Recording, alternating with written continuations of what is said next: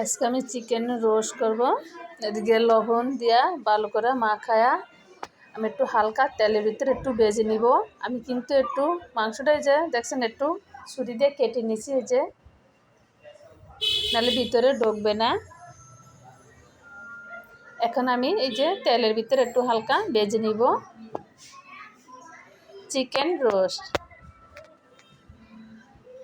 এখন এই যে তেলের ভিতরে আমি ভেজে নিব উল্টা পাল্টায়া।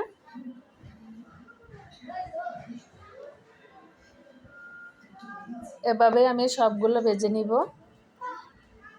এই যে উল্টায় দিছি, আবার দেখছেন আমার ভাজা হয়েছে। এখন এই তেলের ভিতরে আমি পেঁয়াজ দিয়ে দিব।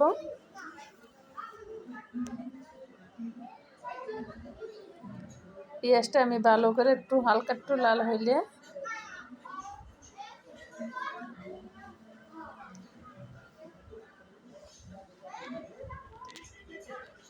এখন মশলা দিয়ে দিব। এই যে তেজপাতাটা আমি একটা তেজপাতা মাঝখান দিয়া ছিঁড়ে দারচিনি দিয়ে দিলাম, এলাচ লং দিয়ে দিলাম। এখন আবার মশলাটা আবার একটু করবো, লাড়বো।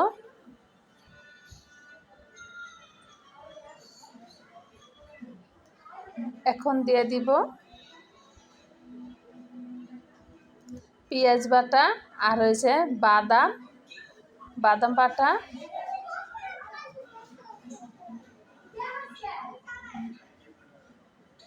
বাদাম আর পোস্ত বাটা আমি দিয়ে দিলাম, আর হয়েছে পেঁয়াজ বাটা।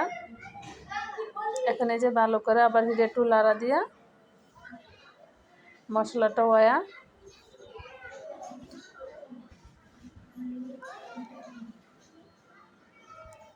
এখন দিয়ে দিলাম আদা রসুন বাটা।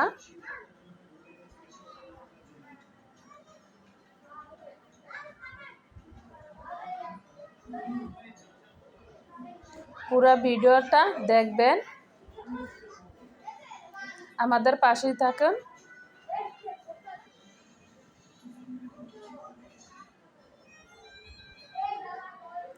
ভিডিওটা কেমন লাগছে প্লিজ আপুরা ভাইয়ারা সবাই সাবস্ক্রাইব করবেন, লাইক দিবেন, বেশি বেশি করে শেয়ার করবেন, আর কমেন্ট করে জানাবেন কেমন লাগছে।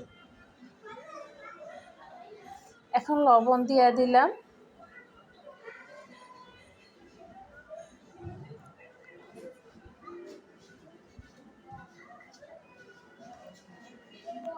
ধনিয়া পাখি দিয়ে দিলাম।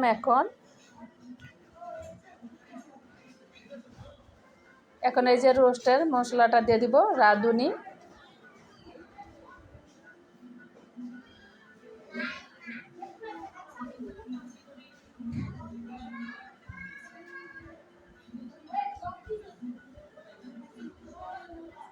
একটু পানি দিয়ে দিব যেমন মশলাটা পুড়ে না যায়, তলটা লেগে না যায়।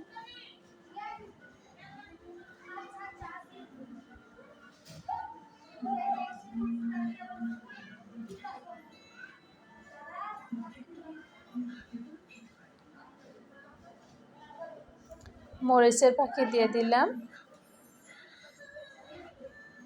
2 চামচ দিয়ে দিলাম। আমি কিন্তু কাঁচামরিচ দিব লাস্টে। এখন এই যে রোস্টের মশলাটা দিয়ে দিও।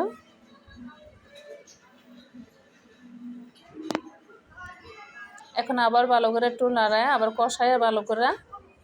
মশলাটা ভালো করে কষালে কিন্তু খেতেও করা ভালো লাগে, রোস্টটা খেতে ভালো লাগে। এই যে দেখছেন উপরে আমার তেলটা হয়ে আছে। এখন আমি দিয়ে দিলাম দুধ দিয়ে দিলাম, মানে টক দইটা একটু ফেটে ভালো করে দিয়ে দিলাম। এর সাথে আবার একটু দুধ মিয়া নিচ্ছে আমি টক দইয়ের লগে। এক্সট্রা আমি আর কোনো পানি দিব না, এটার ভিতরে আমি রোস্টটা করে নিব।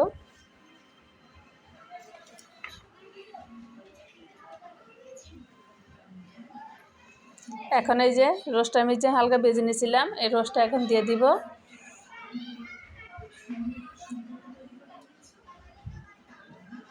এর উপরে কিন্তু আবার আমি দিয়ে দিব সস দিয়ে দিব, সসটার লগে দিতে মন নাহিয়া। এরপরে আমি টমেটোর সস দিব, কাঁচামরিচ দিব। ভিডিওটা দেখুন, পুরো ভিডিওটা দেখবেন। এই যে এখন এই যে সসটা দিয়ে দিই। প্রথম দিতে মনে নাই, এখন দিয়ে দিলাম। সস না দিলে কিন্তু রোস্ট খেতে কিন্তু ভালো লাগে না, দিলে একটা ফ্লেভার, একটা ভালো একটা ঘ্রাণ আসে, আবার খেতেও ভালো লাগে সস দিলে।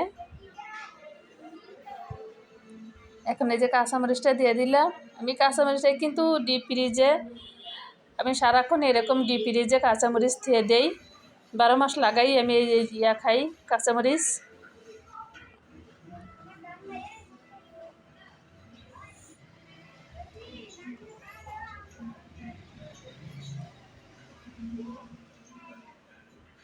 এখন আমি ঢাকনা দিয়ে একটু ঢেকে দিব রোস্টটা।